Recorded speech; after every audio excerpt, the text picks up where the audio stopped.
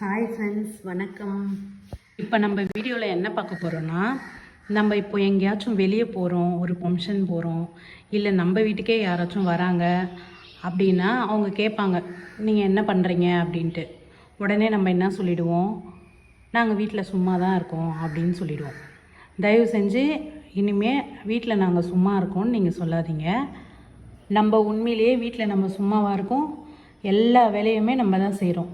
வீட்டில் A to Z வரைக்கும் எல்லா வேலையும் நம்ம தான் செய்கிறோம். வீட்டில் ஏதாச்சும் ஒரு பொருள் வேணும், தேடணும், அந்த மாதிரினா நம்மளை தான் கேட்பாங்க. வீட்டுக்கு ஆரோக்கியமானதை பார்த்து நம்ம தான் செய்கிறோம்.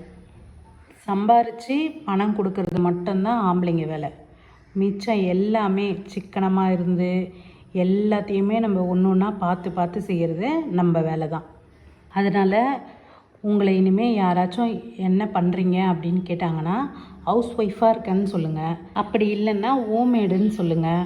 உங்கள் வீட்டில் இருக்கிறவங்களையும் இனிமேல் யாராச்சும் வீட்டில் என்ன பண்ணுறாங்க அப்படின்னு கேட்டாங்கன்னா தயவு செஞ்சு சும்மா இருக்கேன்னு சொல்லாதீங்க, ஹவுஸ் ஒய்ஃப்னு சொல்லுங்கள், இல்லைனா ஹோம்மேடுன்னு சொல்லுங்கன்னு வீட்டில் இருக்கவங்களுக்கும் நீங்கள் சொல்லுங்கள். நீங்கள் முதல் சும்மா இருக்கேன்னு யார்கிட்டையும் நீங்களாக சொல்லவே சொல்லாதீங்க. நம்ம சும்மா இல்லை, அவ்வளோ வேலை பண்ணுறோம். நீங்கள் காரக்குழம்பு செய்யும்போது ஒரு ஸ்பூன் வெந்தயம், சின்ன வெங்காயத்தை போட்டு வதக்கிட்டு காரக்குழம்பு செஞ்சிங்கன்னா காரக்குழம்பு செம்ம டேஸ்ட்டாக இருக்கும். சின்ன வெங்காயம் உடம்புக்கும் அவ்வளவு நல்லது.